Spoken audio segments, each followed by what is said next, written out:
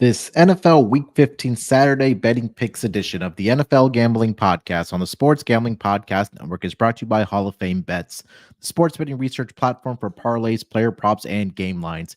Download the Hall of Fame Bets app or visit hofbets.com and use promo code SGPN to get 50% off your first month and start making smarter bets today. We're also brought to you by the SGPN app. The SGPN app is completely free to download and home to all your favorite SGPN podcasts, contests, and picks. Just type in SGPN in your app store today to download America's #1 DGen app. Welcome, everyone, to the NFL Gambling Podcast, part of the Sports Gambling Podcast Network. It is Thursday evening, late evening, currently 10:07 on the East Coast. Here to get into the first of the Saturday games for this NFL season.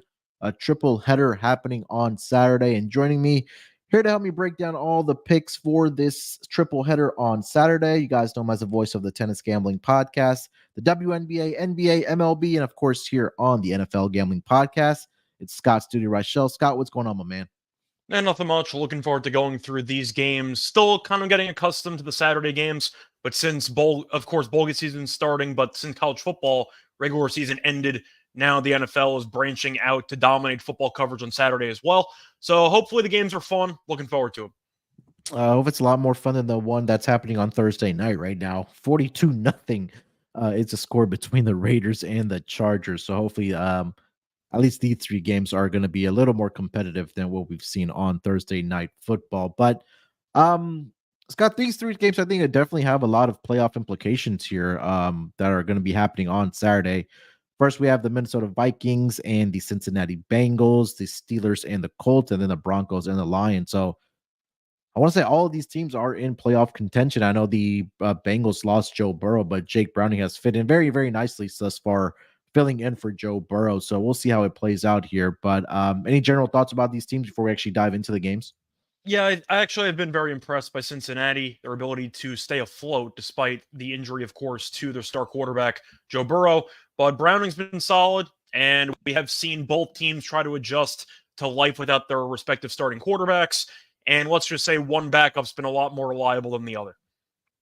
Yeah, 100%. I think that I was in the camp of that. I thought Jake Browning was just not going to be very good for this Cincinnati Bengals team, but he's definitely proven me wrong. He's feeling very, very nicely, coming off a great game last week and the previous week as well. So the Bengals, despite not having Joe Burrow for the rest of the season, are definitely in playoff contention.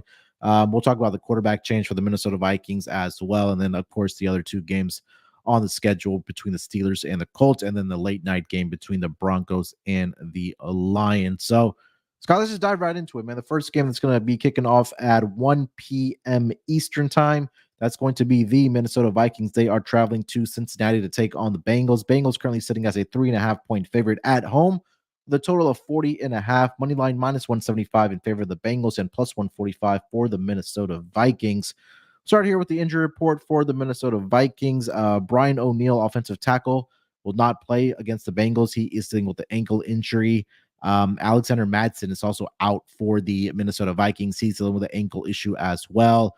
And Justin Jefferson, who did make his return last week against the Raiders, it was a very short return. He is dealing with a chest injury and is officially listed as questionable for this game against the Bengals on Saturday.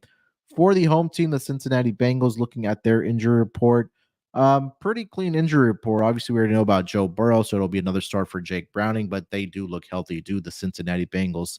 Scott, let's start with the side here. Bengals minus 3.5 in favor at home over the Minnesota Vikings. What are you thinking about this game? Yeah, I'm going to take Cincinnati, simply put. We talked about it before, but I do think Browning has looked very solid. With all the injuries to quarterbacks around the league, you can argue Browning now is at least top 15 because so many quarterbacks are injured based on where the starters were, or at least projected to be at this point in Week 15. But you're looking at the Vikings, and they made a quarterback switch mid-game against the Raiders, and Nick Mullins was better because they scored a field goal. That's all they needed. They won the game 3-0. So I know a win's a win, but damn, man, that was a pretty rough game. I do think Cincinnati, though, scoring 34 points in back-to-back games against two playoff teams in the standings at that point in time. I'm not sure the Colts get in by season's end, but they were a playoff team, and you saw them score 34 against Jacksonville. I just think that looking at how the Bengals have played recently, I have more faith in them offensively than Minnesota by a wide margin. That's good enough for me. So I'm going to go ahead and go with the Bengals here. I think Browning does enough. I've seen Mullins start a couple years ago with the Niners. He was also with the Eagles preseason a couple years ago, and I was never overly impressed. Once again, he was decent last week in very limited action, but I can't tell if he was actually good or Dobbs was so bad that he looked good by comparison. But either way, I'm going to go with the Bengals here at home. I just like what I've seen more from this offense. Yeah, I agree with you 100% here.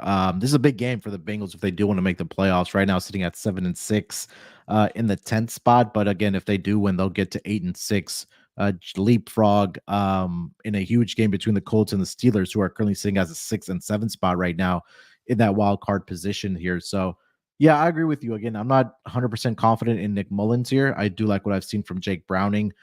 They've gotten Joe Mixon involved. Jamar Chase has been good as well. And Zach Taylor has been more than competent thus far this season as far as head coaching. I know there's been a lot of slack about him over the past years, but he's put together a nice game plan thus far for Jake Browning. So I do like the Bengals here, -3.5. Looking at the total in this game, currently sitting at 40.5 here. Scott, what are you thinking about that? It's pretty tricky because I trust Cincinnati's offense, but I really don't trust Minnesota's. I think I'm going to lean to the under in this game. I had some question marks about the Colts defense and the Jaguars defense in particular with the passing attack because they can't stop the pass at all. Minnesota's defense is very good, at least from what we've seen the last couple of weeks. The reason why they lost to the Bears was because Dobbs was atrocious on Monday Night Football. But we saw the Vikings defense look very sharp for the last couple of weeks in particular. They might be able to keep the Bengals in check. Chase is also banged up, so I wonder how healthy he's going to be. Jefferson's banged up. We'll see how healthy he's going to be. But Mullins, I don't think is very good. And I do think Browning's been sharp, but the Colts and the Jaguars defense aren't exactly top half units, in my opinion. So I do think that they're going to look worse against a better defense. I'm going to take the under in the spot. Yeah, this feels like a 20-14 type of game here, lower scoring, where it just does get under the total. Did forget to mention that Minnesota is the only undefeated team left against the spread on the road this season, 5-0-2 against the spread, depending on where you got those numbers on the pushes right now. But that is what I'm currently seeing. But again, now down to your I guess you can say third string quarterback for the Minnesota Vikings. I think definitely on a short week, traveling on the road, definitely a tough spot. Yeah, I'm with you on the under. Like you mentioned, Minnesota's defense has been really good this season. Cincinnati has improved week to week as far as their defense goes as well. So I think we'll see slow, methodical drives here, for both of these teams. Again, it's kind of telling that the Vikings were only able to put up 3 points against the Raiders last week, but the Raiders defense has significantly improved under the Antonio Pierce regime since he took over as the head coach for the Raiders here. So I'm thinking like a 2014 final where this just does get under the total here. On the season, the Cincinnati Bengals have a record of, let me see, where are the Bengals here? 7-6 to the over, and Minnesota is at they're 10-3 to the under this season. And in their road games this season, the Minnesota Vikings are 5-2 to the under. So a couple of trends there as far as the total goes for both of these teams. Any player props looking at in this game here, Scott? I feel like I have to assume Cincinnati's going to keep trying to air it out. I'm not sure how successful they're going to be, but I do think you're looking at a spot where Browning has earned the trust of the coaching staff. The ground game has not exactly been great by any means, so I do expect to see them continue to rely on the passing attack. I like the over for passing yards on Browning. I think he's in line for a good game. I do think Mullins is going to, I can't even say that they're going to coddle him because they can't run the ball. So they're kind of in no man's land with the quarterback situation. I think he's going to throw a pick. I don't know what the odds are going to be on that price, but I do think that Mullins is going to struggle, in my opinion. So do I really have a great lean for Minnesota props? Not really, because the offense might just look really bad to begin with. But I think Browning's in line for a good game. Yeah, I see -195 right now for Nick Mullins to throw interception. So that just kind of tells you what the books are thinking about Nick Mullins this week. Yeah, I tacked Jake Browning here as well. I was either looking at his pass completions to go over 22.5 or his pass attempts to go over. I'm good with it either way. I think the completions are where I'm more leaning here. Like you mentioned, that the offense and the coaches have trusted Jake Browning more and more as he's gotten more reps for the Cincinnati Bengals. And Joe Mixon had a decent week last week. I remember I did have the over on Mixon rushing yards last week. But again, that was against a porous Indianapolis Colts rush defense. But I think that we'll probably see Jake Browning be able to air it out as well in this game.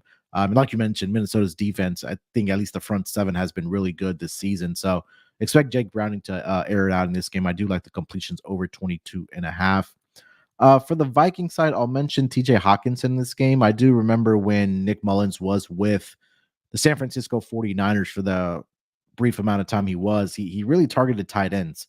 If you go back and look at what he did with George Kittle, I think that he had a lot of success with him.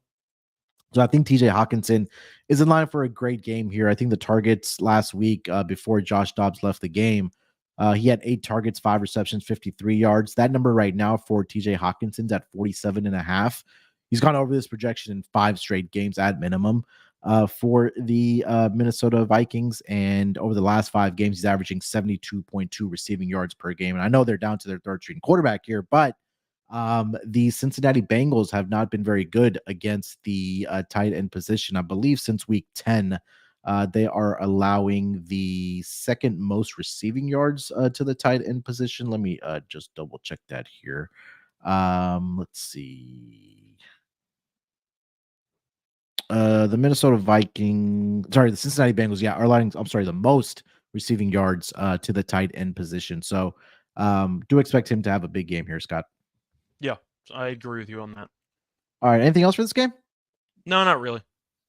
All right. Before we get over to the next game on the schedule here, let me tell everyone about PrizePicks. Look, PrizePicks has become one of the go-to daily fantasy sports platforms, and it's a lot of fun to play on PrizePicks. They have great features, not only on the website, but also on their app, of course. And one of the best things I love about their app is that you can now play and pick combo projections with 2 different sports. So, for example, with the basketball seasons here, the NBA and college basketball, you can pick combo projections across both of those leagues. So, for example, if you go to the special league tab, a league that's been created specifically for combo projection that includes 2 or more players from different sports or leagues. So, if you want to take an NBA player, let's just say, for example, LeBron James, and you want to take TJ Hawkinson for him to go higher at a combo of 10.5 of 3-pointers made and reception for those 2 players, you can do that over on PrizePicks. PrizePicks, you can also play alongside some of your favorite players like rapper Meek Mill, comedian Andrew Schultz, and you can find community plays under the promos tab of the app to view entries from some of the biggest names in the PrizePicks community every single week. PrizePicks even also offers a reboot policy so that your entries stay in play even if one of your players gets injured. So for football and basketball games, if you have a player who exits a game in the first half and doesn't return in the second half, well, that player is rebooted. PrizePicks is the only daily fantasy sports platform with an insurance injury policy. PrizePicks is really simple to use. You can make your picks in less than 60 seconds and submit your entry. They have quick withdrawals, easy gameplay, and an enormous selection of players and stat types, and what makes PrizePicks the #1 daily fantasy sports app. PrizePicks now offers Apple Pay for quick and easy deposits into your account for this football season.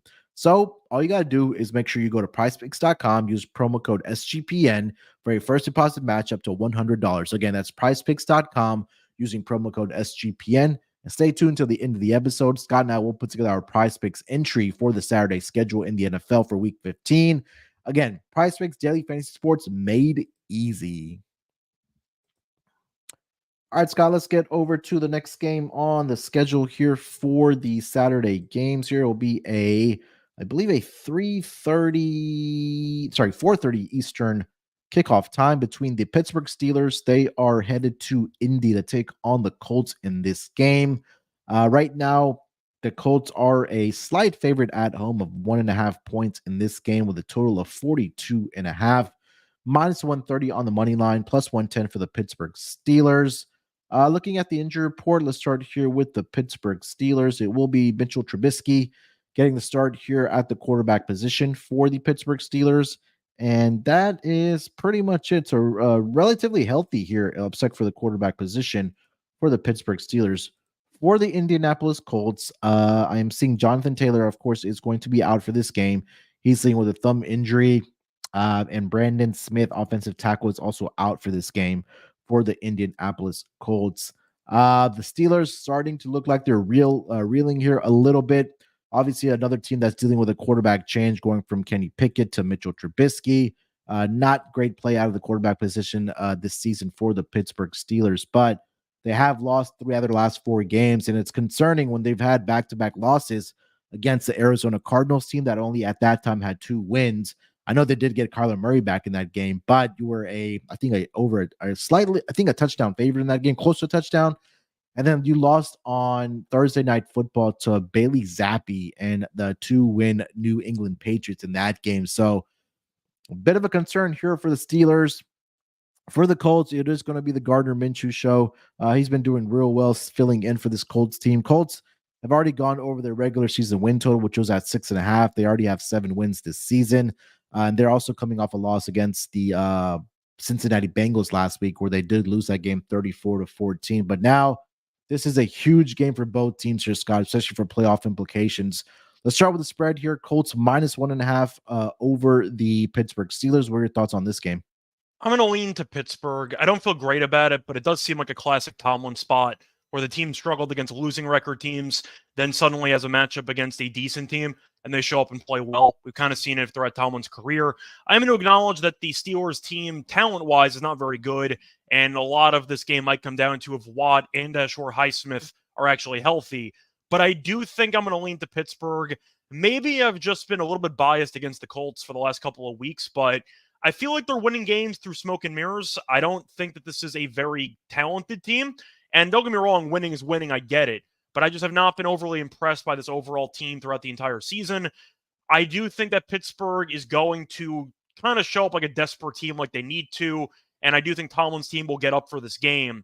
I'm going to lean Pittsburgh. Once again, I'm encouraging, or I'd say leaning on Trubisky to carry me to the finish line. So I don't feel great about it. I'm not going to bet with my own money on this, but I am going to lean to Pittsburgh. I think it's a pretty good buy low spot with this team. Yeah, I think I'm with you. I think it'll be really telling. I mean, it's not that the Steelers or the Colts have been bad this season, right? I mean, like I mentioned, they've already gone over their win total, which I think everybody was expecting for this team to be in the bottom of the AFC South this season. But we got to give a lot of credit to Shane Steichen and what he's been able to do with this Colts team, especially when they thought that Anthony Richardson was going to be the starting quarterback for this team. But Gardner Minshew, probably one of the best backup quarterbacks, at least top 2, top 3, for sure. There's no doubt about that. He's done a great job for this Colts team.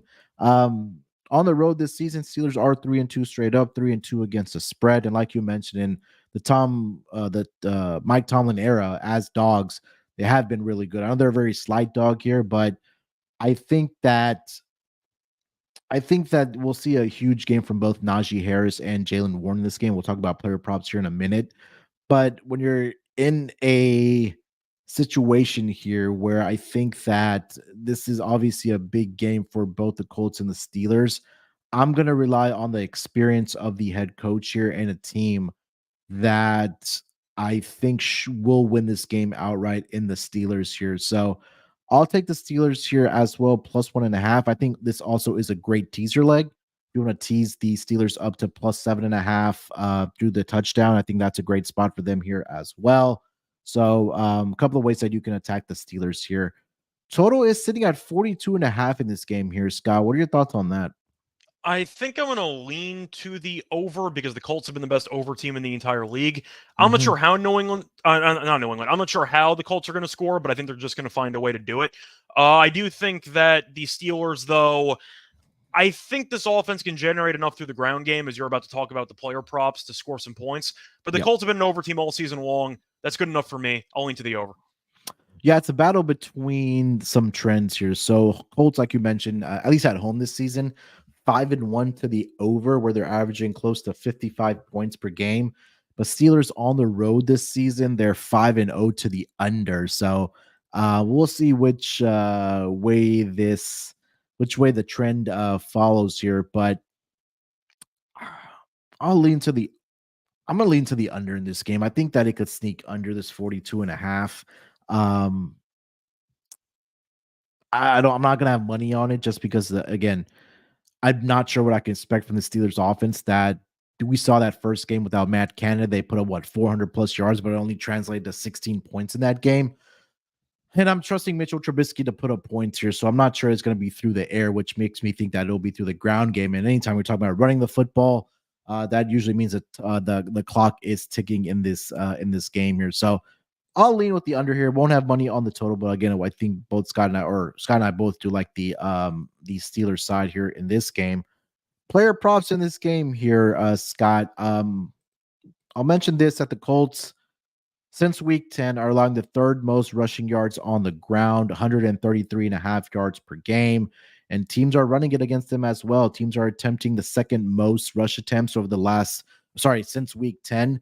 The only other team that has been worse than that as far as attempts goes has been the New Orleans Saints, where teams are running it 30 times against the Saints, and they're also giving up 140 yards on the ground. But the Colts, second on that list, where they're close to 29 rush attempts per game. So I think that it'll be, I want to say it's going to be a Jalen Warren game, because I think he's been the more trusted running back, because I'm not sure what I'm going to get out of Najee Harris week in and week out. I know last week it was a rough game for Jalen Warren, but again, that's going because of Patriots team. That defense has been outstanding over the past month plus, but offensive, that's a team that has been struggling. But outside of that, even last week with Jalen Warren having 7 attempts for only 11 yards, over the last 5 weeks, Scott, he's averaging 6.6 yards per carry. So his rushing number right now, I think I saw this at 46 and a half, if I'm not mistaken. Let me double check here 46 and a half. I do like that. But again, I won't be surprised if this is a game where both Najee Harris and Jalen Warren get over their rushing yards in this game. So also like Jalen Warren through the air. If you take a look at what the Colts have allowed against the running back position, especially through the air, opposing running backs are averaging close to 5 receptions per game against the Colts for 43 receiving yards. The Colts have allowed 14 different running backs to go over 17 and a half receiving yards throughout the season. And 12 of the 14 games, opposing running backs have gone over 17 and a half. So there's been a couple of games in there that where 2 running backs have gone over this projection of 17 and a half receiving yards. I like what Jalen Warren has done through the air or in the passing game and receiving yards. So I might just play Warren rushing and receiving both in this game here, Scott. Any player props you like? Yeah, you mentioned the running backs. I think that if Pittsburgh's going to actually get the job done, they need to dominate on the ground, because we saw Tampa did that a couple weeks ago with White, who had 100 plus yards.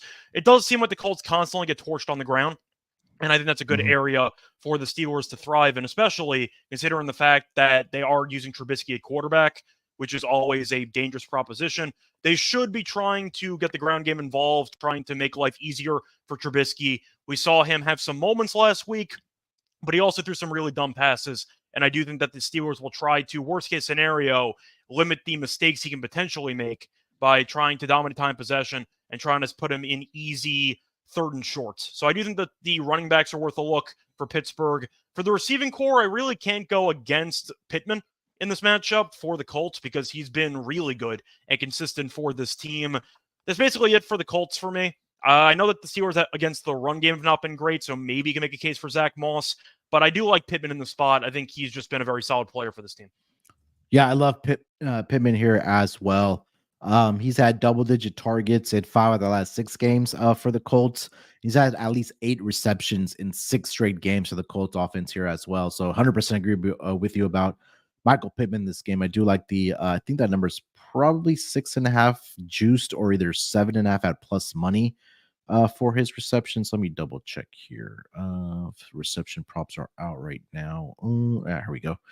Michael Pittman is at 6.5 at minus 150. So pretty much you get that down to 7.5, maybe plus money or right around even money. So like I mentioned, 6 straight games where Michael Pittman has gotten at least 8 receptions for the Colts offense. Scott, anything else for this game? No, not really. Once again, should be an interesting game, should be competitive, but I have questions about defensive props like Minshew interception and stuff like that, because if Watt is going to be severely compromised, I don't know how good Pittsburgh's defensive line is going to be, because Highsmith's injured too. So I'm kind of going to wait and see the injury report on that. Yeah, 100%. All right, Scott, before we continue here with the third game on the schedule, let's go over to our friends over at Hall of Fame Bets. We're brought to you by Hall of Fame Bets, the sports betting research platform for parlays, player props, and game lines. Research every NFL, NBA, and soccer bet with historical stats and data. Enter any parlay idea into Hall of Fame Bets' revolutionary parlay optimizer tool to get hit rates broken down by leg, as well as an expected probability for the entire parlay. Sort all players by hit rate for any bet to learn which players are hot and which picks have value. Stop betting in the dark and join over 30,000 users researching with Hall of Fame bets to craft more intelligent, data-driven parlays. Download the Hall of Fame Bets app or visit hofbets.com and use promo code SGPN to get 50% off your first month today. Start researching, start winning with Hall of Fame Bets. All right, Scott, the last game on the schedule, that is going to be the late night game between the Denver Broncos. They are in the Motor City to take on the Detroit Lions. Lions currently sitting as a 4.5-point favorite in this game with a total of 48. Looking at the injury report for both of these teams, let me start here with the road team in the Denver Broncos. So for the Denver Broncos in this game, their injury report. Give me 1 second here as I pull it up. So I am seeing. Let's see here. Nick Bonito is going to be out for this game, linebacker, and their tight end Greg Dol Dulcich Yep. is going to be out for this game here as well. He has a hamstring issue, so a little compromise at that tight end position for the Denver Broncos. For the home team here, Scott, the Detroit Lions. Hendon Hooker, cornerback, is been ruled out with the knee, and then Josh Reynolds, wide receiver for the Lions, is listed questionable with a back injury. CJ Garner Johnson, it just says injured reserve. I think they're been activating him, but I'm not sure if he's going to play in this game or not. But let's start with the side here. The Detroit Lions currently sitting as a 4.5-point favorite over the Denver Broncos. What are you thinking about this game? Yeah, I think for this one, it's tricky because Denver's been very competitive lately and they've kind of turned it around. Detroit's been falling off a cliff, but it does seem like a decent bounce back spot for them at home. It's really tough for me. I still don't think Denver's offense is that great. It's been better recently, but Detroit's defense has been a mess. So I don't really know in this game. I think I'm going to lean to Denver because Okay. they've just found ways to be in one possession games all the time. So I Mhm. do think that Denver might be able to find a way to keep this game very close. But in reality, it could go either way because Detroit, I think, is definitely built to succeed at home. They've been a very good home team all year long. Denver's not been a good road team for the most part this season. They beat the Chargers, which means nothing because they're Yeah. down 42-0 to the Raiders. So that doesn't really mean anything. I think I'm going to lean to Denver, though. I just think this defense is good enough to keep them in the game. I'm not saying they're going to win it. Detroit might win it, but Goff's kind of been falling apart lately. The defense is a mess. And I do think that with what this defense has become, it's good enough to hang in there. So I'm going to lean to the Broncos. I don't feel great about it, but the way that I'm looking at it, if I think this game can be a bit of a toss up, I'll take the points. Yeah, I was having a tough time with this game here as well with you. I just feel like Denver hasn't played the greatest competition. Look, I know they had the impressive victory over the Chiefs, but hindsight now, like how impressive was that victory against the Chiefs, right? Because Chiefs have been just mildly struggling this season, especially offensively. They beat the Bills. I thought that is probably their most impressive victory this season, going into Buffalo and getting the victory there. But then they beat the Vikings, having quarterback issues, the Browns quarterback issues. They lost to the Texans, and then they beat the Chargers last week, like you mentioned, which was now it seems like a pretty much a cakewalk for the Denver Broncos.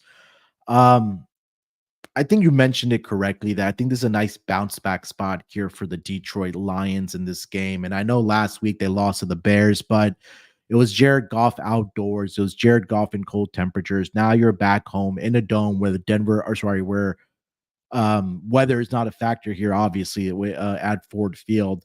I just think that this is an opportunity where Dan Campbell gets his guys focused this week, because if they lose this game here, Scott, I think obviously that the division, the door is open now for the other teams. And let's just say Minnesota gets the victory on Saturday as well. Those two teams then are separated by only one game. Let's just say Packers get the victory on Sunday as well. So they might just leave this door open if they lose this game here. But they are 4-2 at home. You mentioned that the Broncos have struggled a bit on the road this season, where they are 3-3 straight up. They're only 2-3-1 against the spread, 4-2 towards the under. But I think this is going to be a test where you're going up against a team that is definitely obviously above league average. They're top 10 for sure. I think we'll really find out about how bad this Detroit Lions team is. If the Broncos are able to put up points on this team, then we're going to start to question a little bit more about how fraudulent this team may just be. But I like the bounce back spot here for the Detroit Lions. Again, a short week for the Denver Broncos traveling. And also they've been traveling a lot as well, right? They went all the way to the West Coast, traveling back home, and now having to travel to kind of the central part of the United States here into Detroit here. So I think there's a tough scheduling spot here for the Denver Broncos as well. So I'll take the Lions here minus the 4.5. Scott, total sitting at 48 in this game. One of the higher totals this week. Any thoughts on the total for this game? I think I have to lean to the under because Denver's involved. And if I am picking Denver to keep it close, it's not because I have faith in the offense. I really don't. I just think that the defense is good enough to keep Goff in check. We've seen Goff have some serious problems the last couple of weeks, and I do think that Denver can get after him. We know that he's not very mobile, and I think he might be forced into making some quick decisions.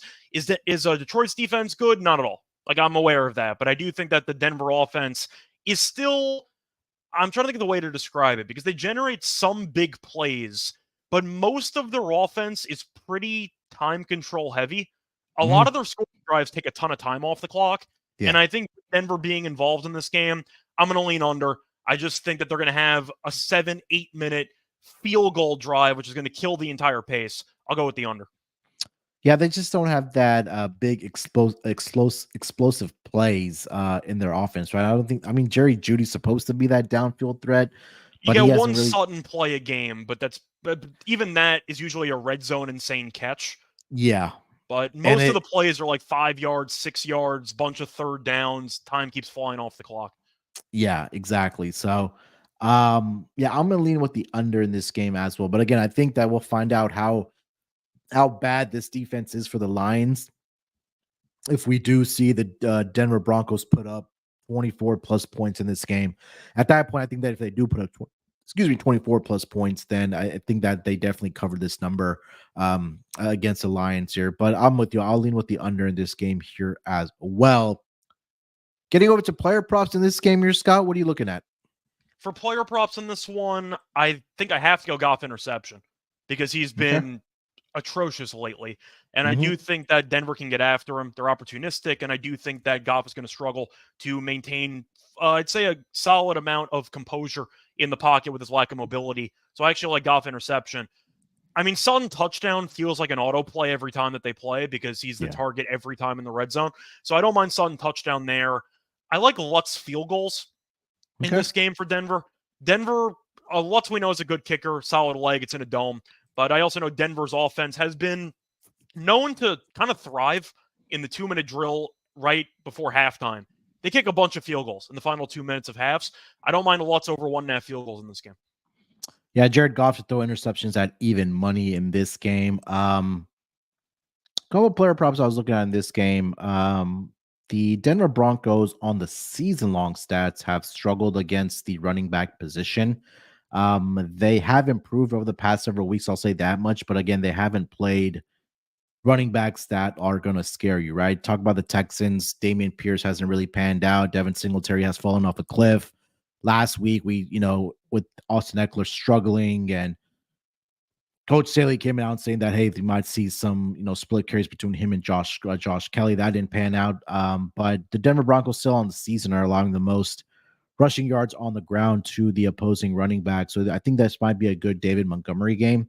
That number was at 66.5. He's been doing pretty well for this Lions offense. Just over the past 5 weeks for David Montgomery, 66 rushing yards last week against the Bears, 56 on 18 attempts against the Saints.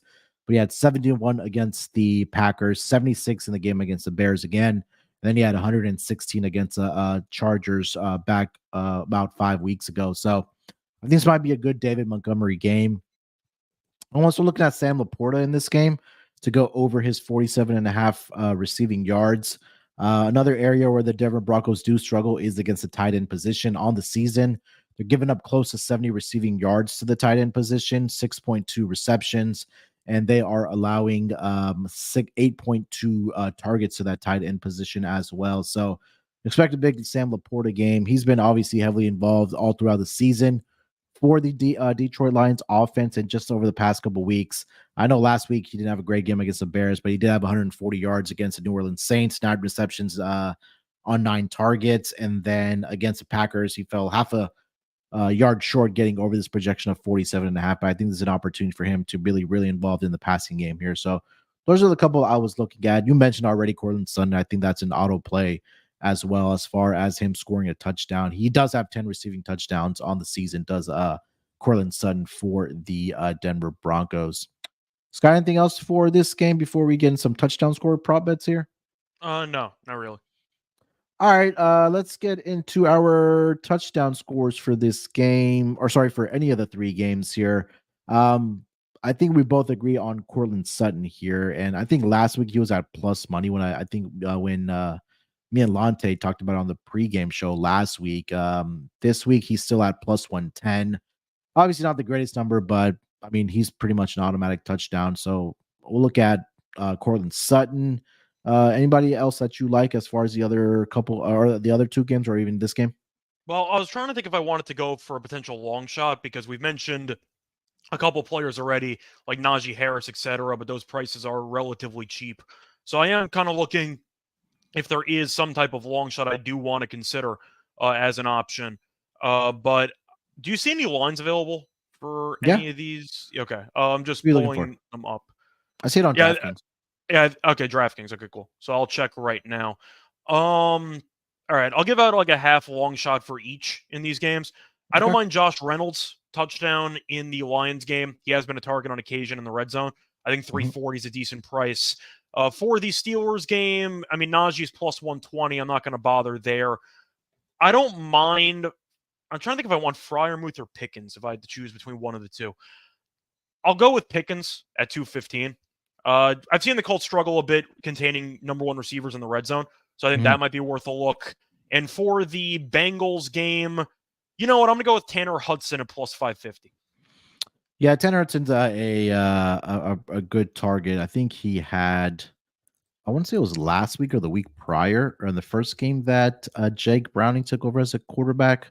Yeah, no, sorry, it was last week against the Colts. He did have a receiving touchdown in that game. I do like that as well. I gotta go with my guy TJ Hawkinson 2-1. He's been good to me this season, so at a plus 200 price, I can't argue that. For the Colts and the Steelers game, Freiermuth plus 275. I think that was it for that. I didn't see a lot of ones that I liked in the Pittsburgh Steelers and the Colts game. And then the Broncos and the Lions game. I thought I was going to be sneaky with Laporta, but he's at even money at plus 100. Cortland Sutton's at plus 110. We already talked about that. Adam Troutman plus 300. I don't hate that, especially with the tight end being out for the Broncos. I think he'll fit in very nicely.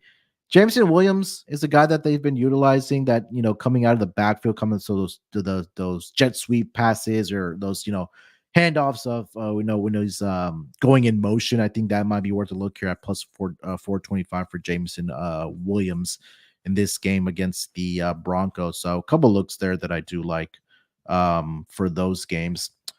All right, Scott, let's do our lock and dog, and then we can put together our PrizePicks entry to wrap up this episode here. So and we'll throw in teas as well. So let's do lock dog teas. Maybe we could do like a 2-team 6-point teaser for the 3 games on Saturday. You want to lead us off? Sure. So for the lock on the show, I'm contemplating which play I do like the most. I think I'm gonna go with Cincinnati. Just simply put, I have too many questions about Mullins, and I do think that Browning has shown that he's very capable of being a starting quarterback in this league. At least worst case scenario in relief. So for me, I'm gonna go with the Bengals to get it done at home as my lock. I saw some 3 still available, so I'll take it at 3, but at 3.5, I don't necessarily mind. But I think they'll win the game by probably 7, if I had to guess. For my dog, it's a baby dog, but I think I got to go with Pittsburgh in this Okay. spot. It really just fits the Tomlin mold of games that he finds ways to win. And the Colts, I know Minshew's had a good year as a backup, but I know that he has been, or I should say, a good year as a starter after he got promoted from being a backup. But he's still turnover prone, and I do think that the Steelers can have a good game plan for him. So I am going to go with the Steelers as my dog. All right. Anyone throw out a tease? Yeah, I thought we were going to do one together. That's why I Okay. All didn't right. give it Yeah. So, all right. For my lock, I'm gonna go with the Bengals as well here, minus the 3.5 at even money. Um, Again, like I said, I like what I've seen from Jake Browning. I think that they're right there, obviously, for a playoff spot if they win this game here. And again, I think a lot of teams just rode a lot of people in the media also rode off this Bengals team when they lost, Joe Burrow for the season. And Jake Browning, like I've mentioned, has fit in very nicely. I'm not sure the Vikings will be able to put up enough points with Nick Mullins at the quarterback position. So I think Bengals roll here at home. Give me the minus 3.5 for the Bengals. For my dog, I do like the Steelers as well, but I may just have to go to a player prop here. I really do like Jalen Warren out of the backfield, and I'm looking for an alt line for his receiving yards. 25 plus receiving yards at plus 135, 40 plus at plus 350. I think that he'll be, like I mentioned, heavily involved in the passing game.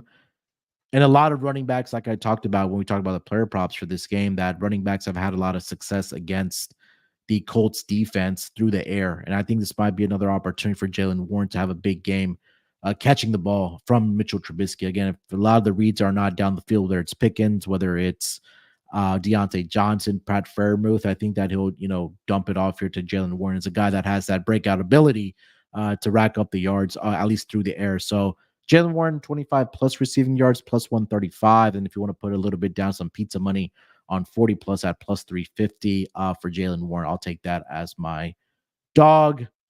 For the tease here, Scott, we can do a 6.2 team teaser. I think we tease the Steelers up to plus 7.5.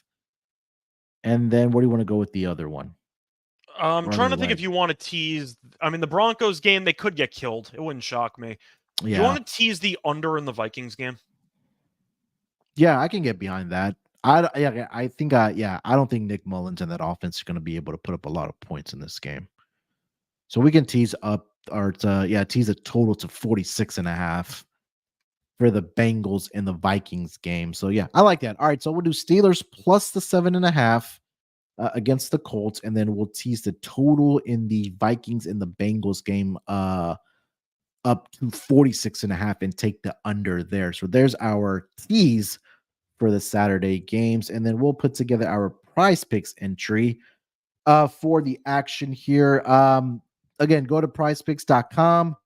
Make sure to use that promo code SGPN. You'll get a first deposit bonus of up to $100 using that promo code SGPN. All right, Scott. Let's see. Where do you want to start here for our entry? You want to start off with Najee, or you want to start off with something else? Yeah, we can start with Najee. You want to look at his rushing yards? Sure. That number is at 51.5 for Najee. So yeah, let's go there. I definitely think he'll get the attempts Yeah. as well. And again, like I mentioned, the Colts have not been very good since week 10 on the ground here. So we'll go Najee more than 51.5 rushing yards. Where else do you want to go? Do you want like Minshew interception or no? You want to go? Yeah, let's see if it's listed. They don't have Just curious. Minshew. They only have Jake Browning there. Okay. Um, Trying to think what else we wanted. I mean, you mentioned Warren. Do you want to go Warren receiving yards? yeah, let's see. Either we can go Warren or Hawkinson. Receiving yard. I think I really do like Warren in this game. Let me see if they have him listed here. Let me just search for it. No, they don't have Warren listed. Let's. I think Hawkinson. It's either Hawkinson or Laporta for me. I'll let you choose. We'll go Hawkinson. All right, let's go Hawkinson. So we'll go. Why is this? All right, we'll go. All right, we'll go Hawkinson, and then you mentioned a kicker that you liked. I mentioned Watts. Lutz. Yeah, he's at 1.5. I mean, I do like it. Yeah, I don't hate it. Yeah, why not? The kicker props have done well in the entries I've done with Terrell. All right, we'll do that. All right. So we'll go with 3 pick entry for the Saturday game. So all right, we'll go Will Lutz, kicker for the Denver Broncos. More than 1.5 field goals made. TJ Hawkinson's at 39.5 on PrizePicks. So we'll go more than 39.5 receiving yards for TJ Hawkinson. And then Najee Harris, running back for the Pittsburgh Steelers, will go more than 51.5 rushing yards there.